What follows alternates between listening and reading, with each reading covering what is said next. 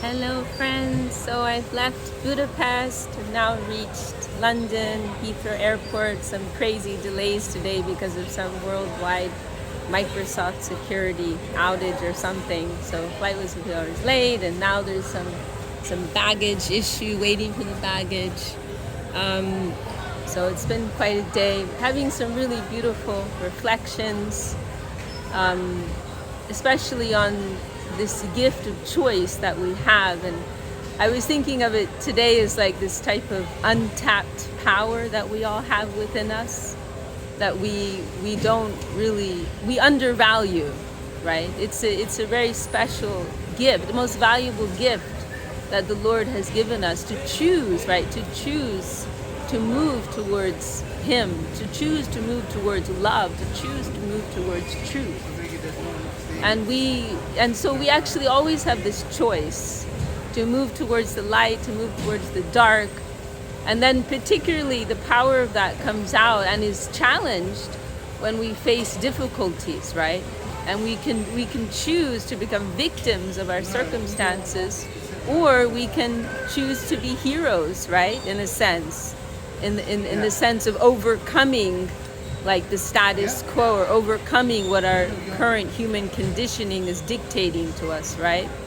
So we all have that choice. We don't have to be victims. And yesterday I had a very beautiful experience visiting some of our devotees in Hungary. They're helping me with some healing, health stuff, and this one devotee is an amazing lady. She had a tick bite some years ago, and it like crushed her. She became crippled. But the way that she's responded to it is so inspiring. Her and also her husband. And now she finally found some therapy that's working for her, and it's been like 7 years or something that she's been bedridden. And she started to lose use of her fingers and like to that level. But she's finally, in the last 6 months to a year, she's been improving. And I visited them yesterday, and first of all, she's become this like master healer. Like that's how she's used this circumstance, like not allowing herself to become subdued, to be downed by her trouble, but she's healing herself, and she also is healing others with the knowledge that she's gained through her journey. And not only that, but she just has this incredible positivity and optimism about her. She's facing things with grace. And yesterday, her fingers are not fully healed, but she's literally sitting in her bed with a chopping board. She wants to help her husband, who does everything for her with so much love. So she's literally in her bed chopping vegetables, on a chopping board, having little difficulty with the knife, and with a big smile on her face, like so happy that she can do something. And when I saw that, I was so moved.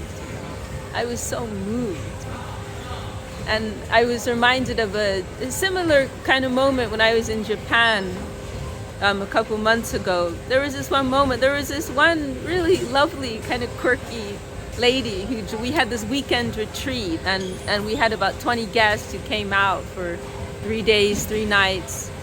And this one really cute little lady, who joined us, she was struggling with some health issues, and she was just so raw and upfront about it.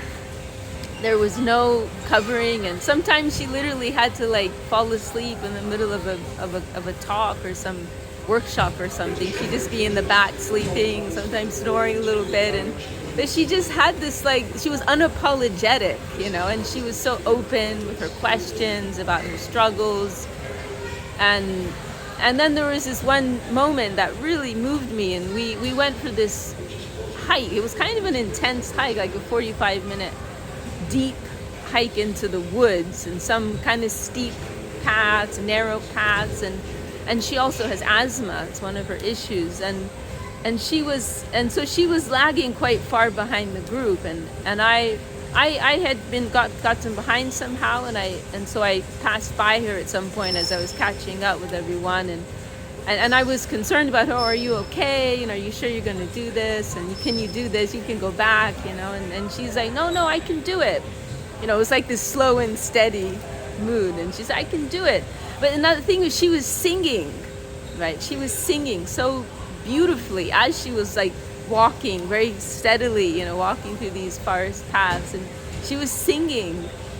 And she explained to me, that when she sings, it helps to open her lungs and it makes it easier for her to move and to continue with the walk, And I was so moved, and then so we went on our hike, we reached our destination, we had a nice gathering, and then we returned.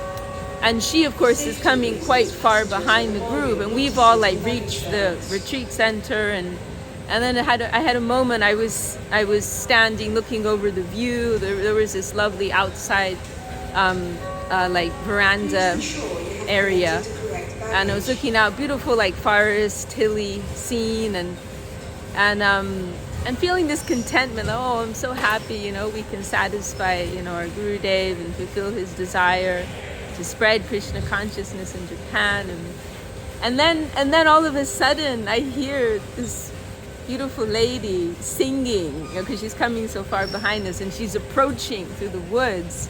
And then I hear this beautiful, and she sings very beautifully. She's talented musically.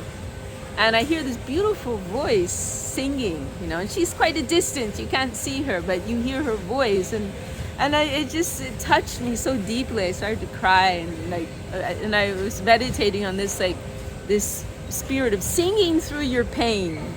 Finding the beauty and feeling the optimism, feeling the hope, and singing through your pain, and finding the beauty in everything, and finding the strength to keep going, right? So, it's a privilege when we can meet people like this, and we can disrupt our patterns, right? And see how we always have that choice to move towards beauty, towards love, towards hope, that grace is always there. And and another thing I was reflecting on, I wanted to share too, is our nature constitutionally is to serve, right? And it's a bit of an awkward topic in some circles, right? Because that's not cool, right? That's not hip. There's some prejudice like that, and the dignity, and it's understandable, right? Because we live in a world of exploitation, so there's a negative connotation surrounding the concept, the position of servitude, right? People take advantage of that, exploit that, and exploitative hierarchical systems, etc., right? That's a whole other topic.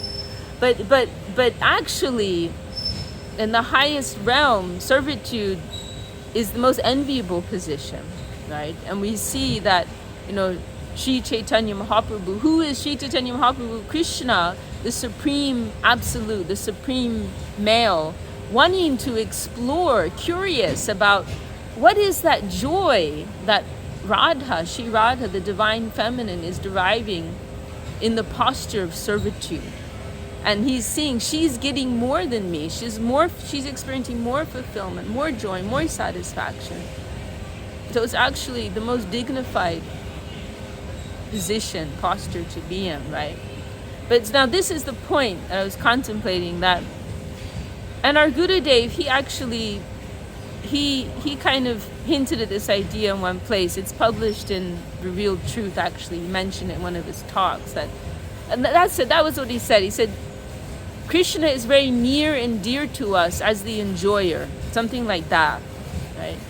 And so this is what I was meditating on, that in whatever situation that we're in, if we can take the position of a servant, everything becomes harmonized, right?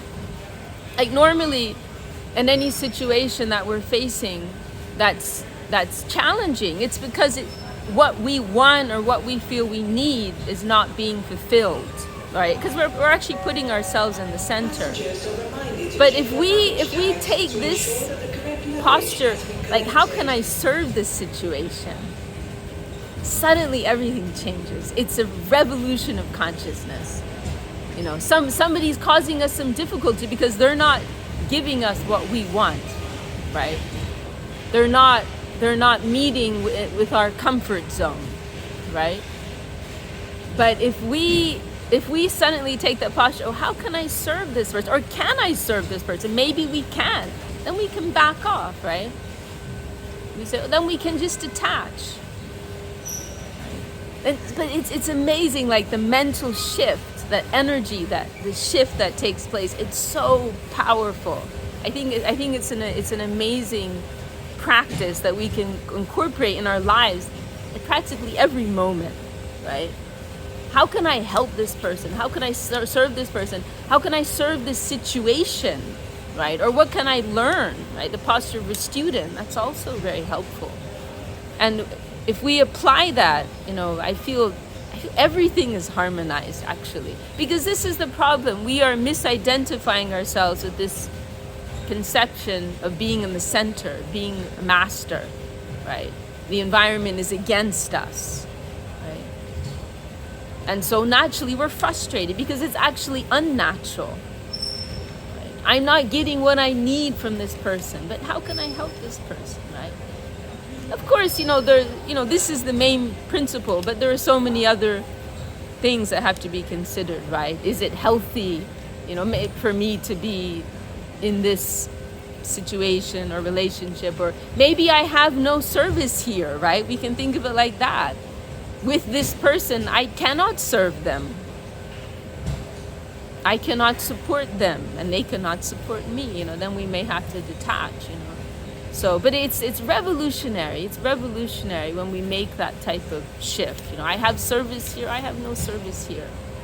Right? So anyway, just wanted to share these thoughts. Still here, waiting for baggage, and poor Lavanya Maidi's waiting. She's gonna pick me up. I'll be going to our West London temple, and we'll see when. Dandavat pranams. Jai Shri Bhakti Sundar Govinda Dev Goswami Maharaj.